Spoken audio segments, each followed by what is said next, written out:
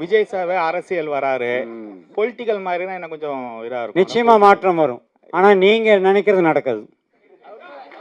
அப்போ விஜய் சார் வாய்ப்பு. நீங்க எதை வச்சு கேட்கணும் தெரியுது, அது நடக்காது. நடக்காது. Okay sir. நிச்சயமா நடக்காது. அதாவது மாறுதல்கள் வரும் என்பது, இப்போ நான் ஒன்று நினைப்பேன் நடக்காது, இவர் ஒன்று நினைப்பேன் நடக்காது, அவங்க ஒன்று நினைப்பேன் நடக்காது. ஆனால் ஏதாவது ஒன்று நடக்குமில்ல, அந்த நடக்கிறது நல்லதாகவே நடக்கும். ஆனால் இன்றைய சூழ்நிலையில் எல்லாரும் அப்படியே ஓஹோன்னு எந்த பத்திரிகை எந்த யூடியூப் சேனல் எடுத்தாலும் ஒருத்தரையே சலாம் போட்டு பேசிக்கிட்டே இருக்காங்க. அது நடக்கவே நடக்காது. ஆப்பு சரியான ஆப்பு. அதாவது ஒரு ஆளுக்கு ஜோசியம் சொல்கிறதுங்கிறது அவருடைய தனிப்பட்ட வாழ்க்கை, அதை பற்றி சொல்ல முடியும். ஆனால் இது ஒரு யூனிட். இந்த யூனிட்டில் மெயினான ஆட்கள் இப்போ கேமராமேன் இருக்காங்க, மியூசிக் டைரக்டர் இருக்காரு, டைரக்டர் இருக்காரு, நடிகர் நடிகை எல்லாருமே இருக்கும். இந்த குரூப் சேரும் பொழுதே சில பேருக்கு வந்து அப்படியானெல்லாம் கேட்க தோணும். என்னென்னா, ஒரு நல்ல விஷயம் நடக்கும் பொழுது ஒரு 100 பேர் சேர்ந்து ஒரு விஷயத்தை ஆரம்பிக்கிறாங்க, ஒரு தொழில் ஆரம்பிக்கிறாங்கன்னா அந்த தொழில் வெற்றி பெறதுக்கு காரணம் அந்த 100 பேருடைய ராசியும் கோச்சாரப்படி நல்லாவே இருக்கும். இதுதான் உண்மை. ஆனால் யாருமே ஜாதகம் ஜோசியம் பார்த்துட்டு ஒவ்வொருத்தரும் ஃபிக்ஸ் பண்ணுறது இல்லை. ஆனால் அது தானாக அமையிறது. புரிஞ்சா உங்களுக்கு? இல்லை, ரெட் லேபிள் வந்த உடனே நல்லா ஜாலியாக பேசிங்கன்னு பார்த்தேன். ப்ரொடியூசர் வந்து குறை மேலே குறை சொன்னார், அது கூட ஏற்றுக்கலாம். அனுமோகன் சார் வந்தார், டக்குன்னு ஹீரோலாம் மூக்கம் நுழைக்கிறாங்க, அவங்க வேலையை பாருங்கன்னு சொல்லிட்டாரு. இந்த ஹீரோ மூக்கம் நுழைச்சாரா? அவர் டப்புன்னு எழுந்து சொல்கிறத பார்த்தா ரொம்ப குடைச்சல் கொடுத்துருப்பார் போல இருக்கே. சார் நான் கிளம்பிட்டேண்ணா. ஃப்ரெண்டு தான் நம்ம. எத்தனை வருஷம்ண்ணா? பல வருஷம். ஸ்ட்ரைட்டா வந்து இல்ல, அவரு சொன்னார்ல, அவருடைய வழி இருக்கும். அது ஹீரோக்கள் பண்ணாங்களா அப்படின்னு கேக்குறது ஃபர்ஸ்ட் டைரக்டர் கிட்ட இருந்து ஸ்டார்ட் பண்ணலாம் அப்படின்ட்டு தான் இருக்கு. அவருக்கும் எப்படின்னா, அவர் சொன்னார்ல, நேரத்துக்கு ஆரம்பிக்கணும், எந்த விஷயமும் டைம் ஸ்டார்ட் பண்ணணும்னு இருக்குல்ல. அங்க வந்து எல்லா டெக்னீஷியனும் கரெக்டான டைமுக்கு வருவாங்க அப்படின்றது நம்ம புஷ் பண்ணுவோம். எனக்கு ஷார்ப்பா 6 மணிக்கு எல்லாரும் இருக்கணும், நான் போயிடுவேன்.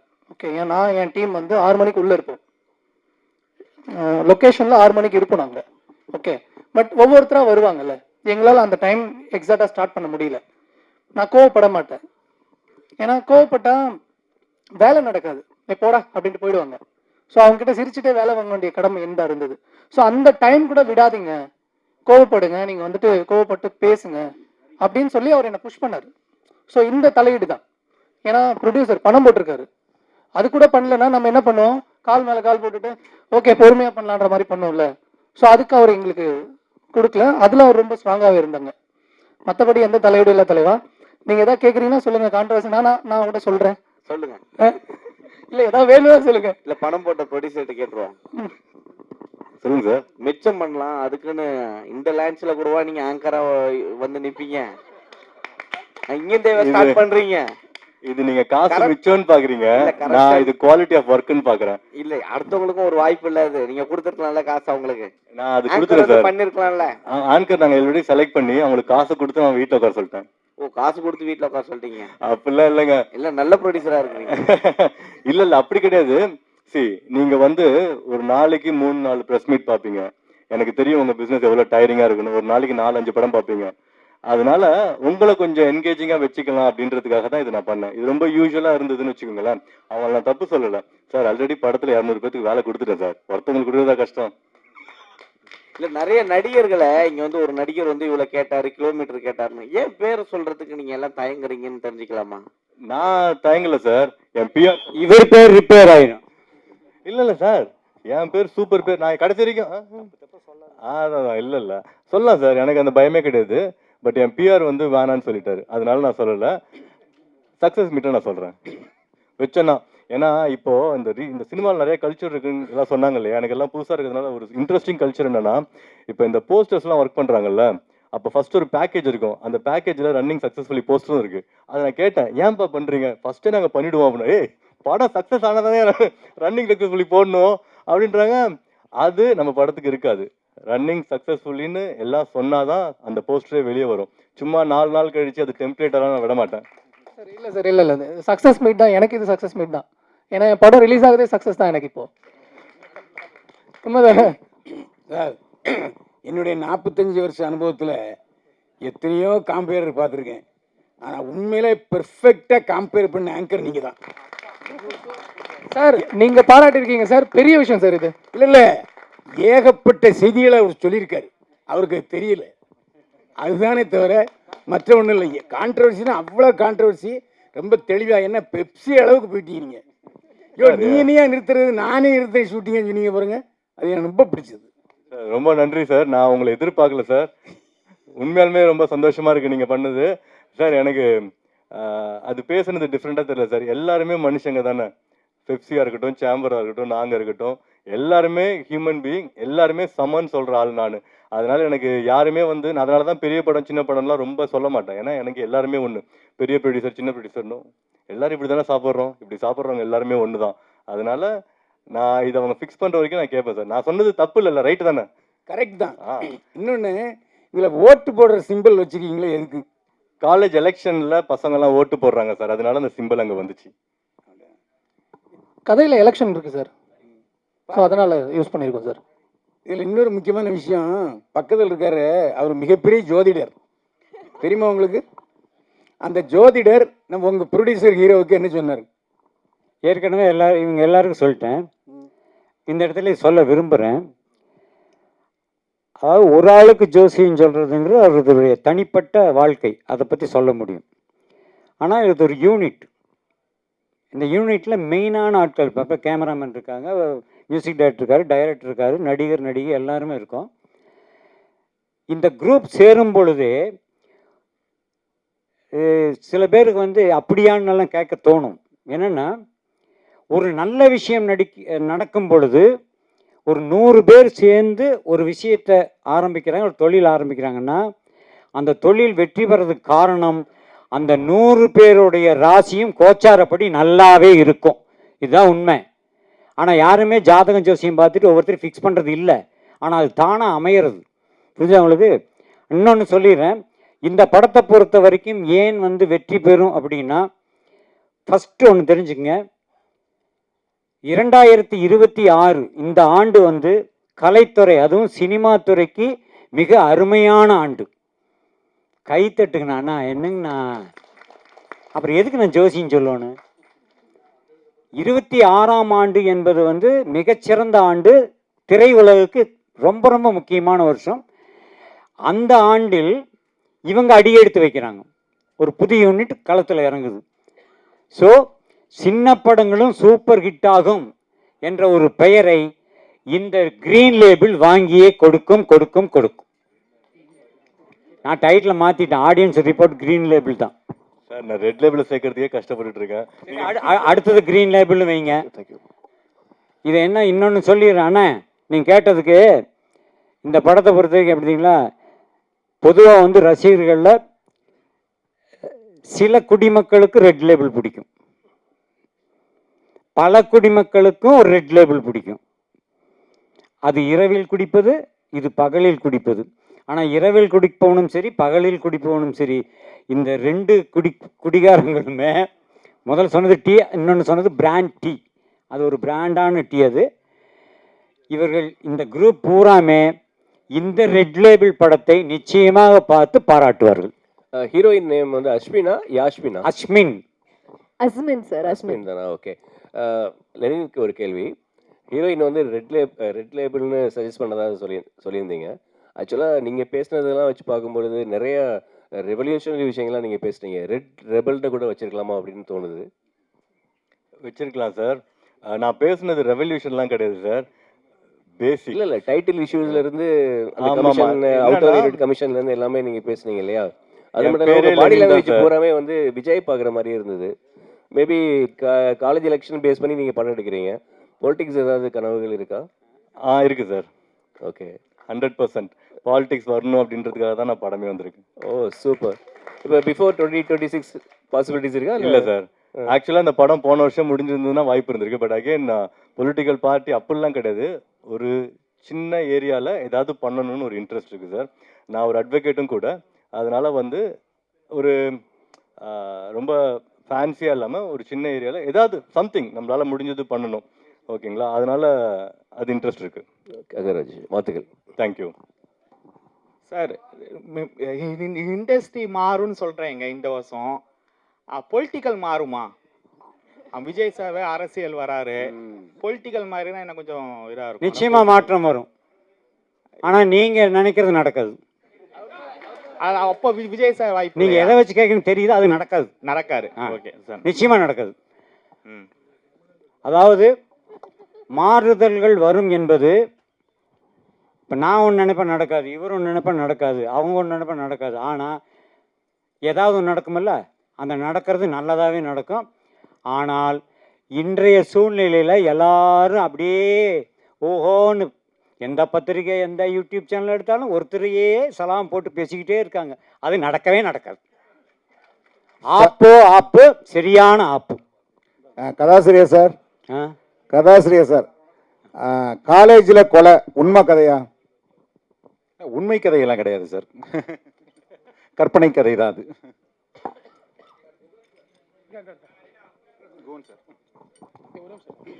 அதாவது பாரதி ராஜா, பாக்யராஜ், ஏன் அனுமோகன் எல்லோருமே கதை, வசனம், டைரக்ஷன். என்ன காரணம்னா, ஒரு கதாசிரியர் இயக்குனர் ஆகும்போது அவருடைய கதையை முழுமையாக எடுப்பார். இப்போ உங்கள் கதையை வாங்கி அவர் எடுக்கும்போது அது உங்களுக்கு உடன்பாடாக இருந்துச்சா? இல்லை, உடன்பாடாக தான் இருந்தது சார். என்னென்னா, அவங்க சார் சொன்ன மாதிரி முன்னாடி அது பிரிஞ்சு தான் இருந்தது. எழுத்தும் இயக்கமும் ஒரு கிரியேஷனாக டெக்னிக்கலாகவே வேறு வேறு திறமைகளாக தான் ஹாலிவுட்ல எல்லாமே இருக்குது. முதல்ல ஒரு நாவல் வரும், நாவல் இருந்து அடாப்டட் ஸ்க்ரீன் பிளேக்கு ஒரு சினிமா பர்சன், ஸ்டுடியோ, அதுக்கப்புறம் கேஸ்டிங்கு, டைரக்டர் எல்லாமே அப்புறம் தான் வருவாங்க.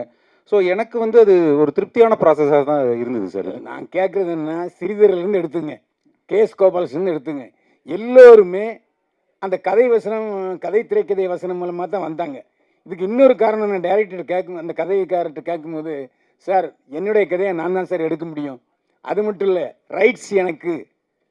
இப்போ நாளைக்கு இந்த படம் வெற்றி பெறும்போது இன்னொரு மொழிக்கு போகும்போது உங்களுடைய உரிமை என்னவா இருக்கும்?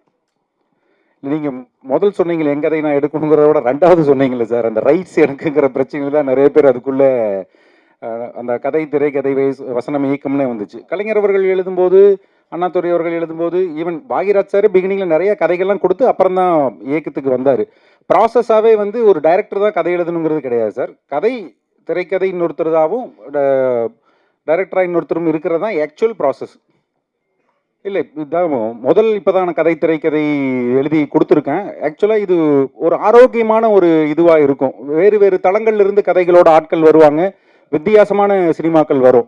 மலையாளம் இண்டஸ்ட்ரி, ஈவன் தெலுங்குலேயும் நிறையா அந்த மாதிரி ரைட்டர்ஸ்க்கான இது இருக்குது. தமிழில் நிஜமாலுமே கொஞ்சம் குறைவாக தான் இருக்குது. கண்டென்ட் ட்ரிவன் ஃபிலிம் வேணும்னா நீங்கள் நிறைய ரைட்டர்ஸ்க்கு கிட்ட நிறைய ரைட்டர்ஸும் உள்ளே வருவாங்க. நிறைய பேர் காத்துட்ருக்குறாங்க கதைகள் வச்சுக்கிட்டு. அவங்க எல்லாருமே அசிஸ்டன்ட் டைரக்டராக இருந்து டெக்னிக்கல் குவாலிட்டி தான் கற்றுக்கிட்டு வர முடியாத, எழுத்து மட்டுமே வர்ற ஆட்களும் இருக்கிறாங்க. சில பேர் பிரமாதமாக படம் எடுப்பாங்க, அவங்களுக்கு வந்து ஒரு எழுத்தாளர் தேவைப்படும். இது நிஜமாலுமே 2 விதமான டேலண்ட்டு. இண்டிவிஜுவல் ரைட்டர்ஸ் வர்றது இண்டஸ்ட்ரிக்கு, அதுவும் ஒரு கண்டென்ட் தேவைங்கும் போது ரொம்ப தேவையான சமாச்சாரம் தான் நான் நினைக்கிறேன் சார்.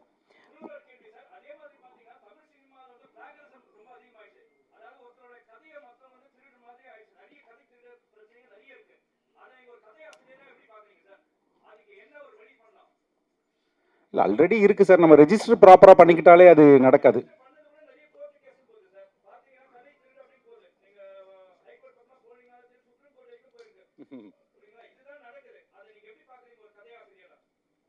இல்லை, கதை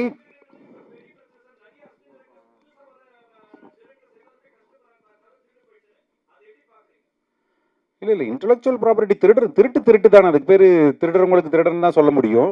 பட் நிறையா நம்ம பாதுகாப்பாக இருந்துக்க வேண்டியதாக இருக்குது. வீட்டை பூட்டிக்கிற மாதிரி நம்ம கதையும் பத்திரமா வச்சுக்கிறது நம்மளுடைய பொறுப்பு தான் அது. குகன் சார்,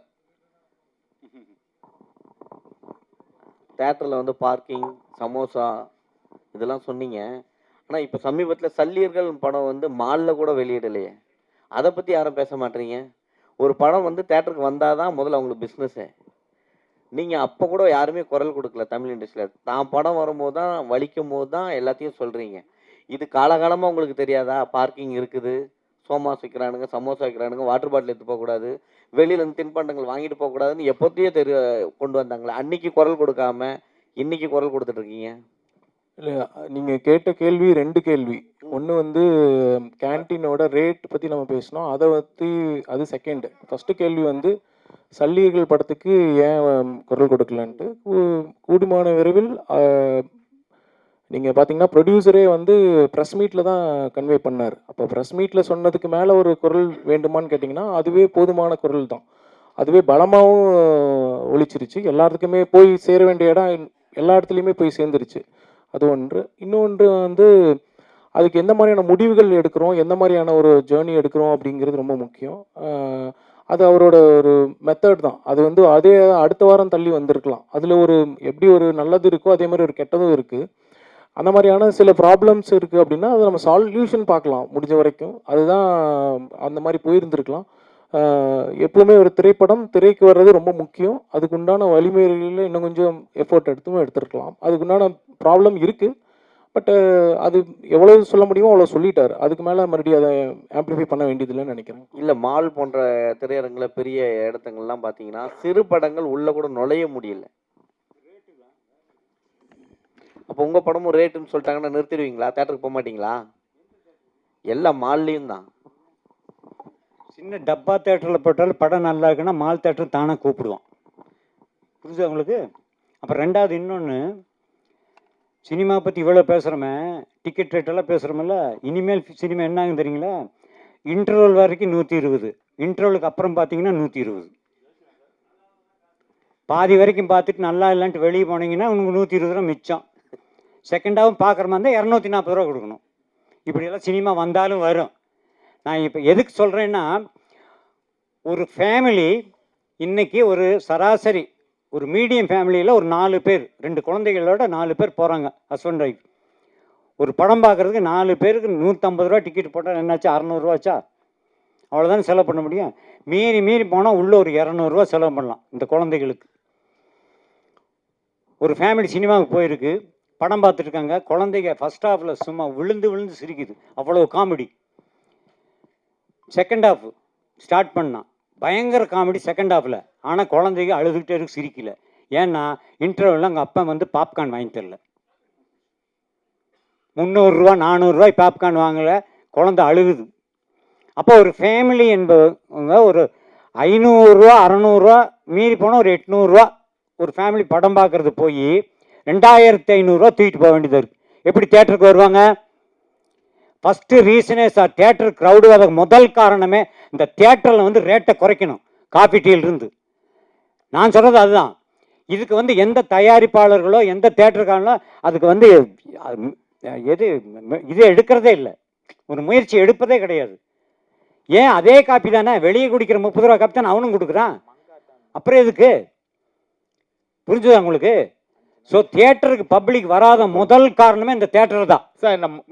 அந்த படம் எல்லாம் அப்புறம் சார் இங்க பாருங்க, ஆடியன்ஸ் வந்து எல்லா மூவியும் பாக்குறாங்க.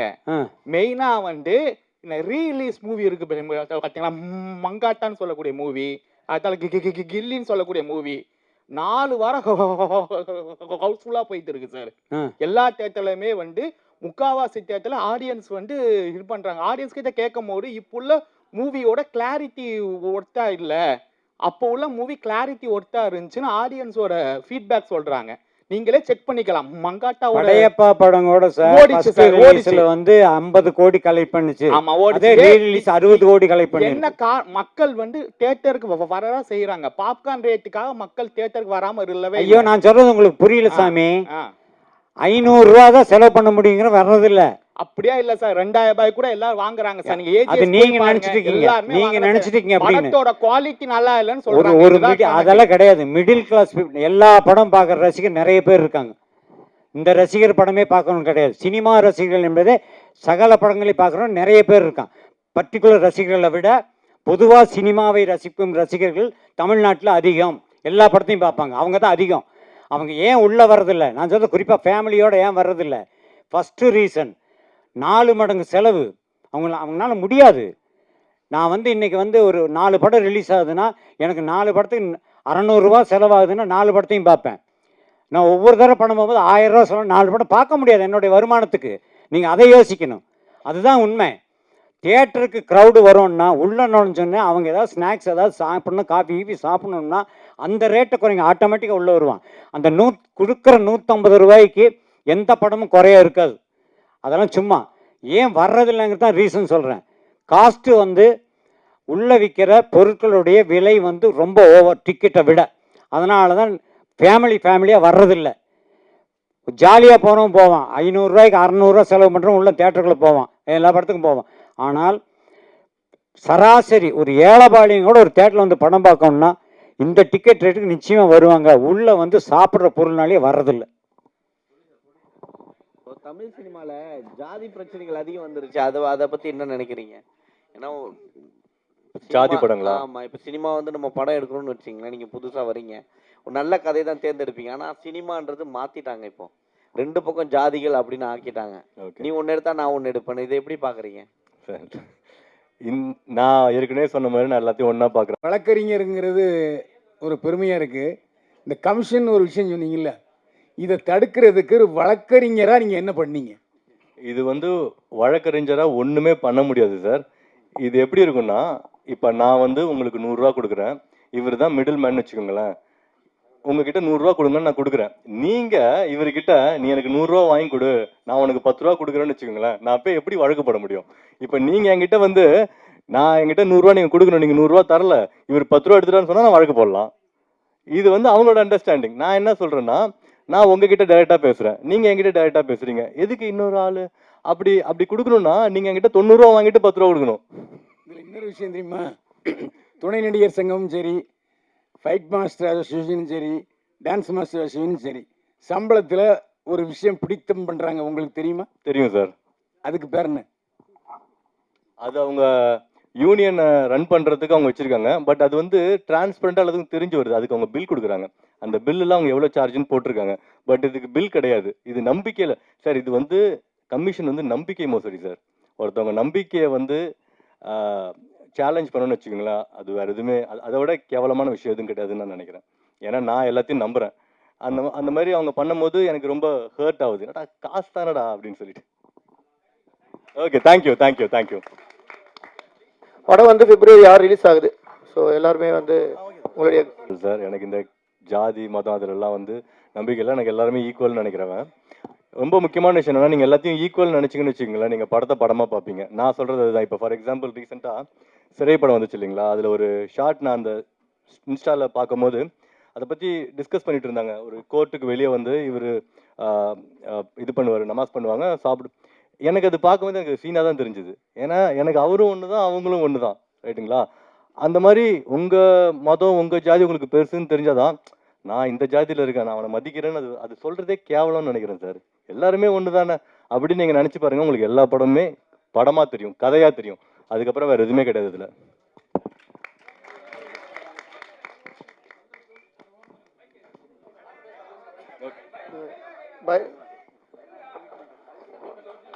ஒரே நிமிஷம்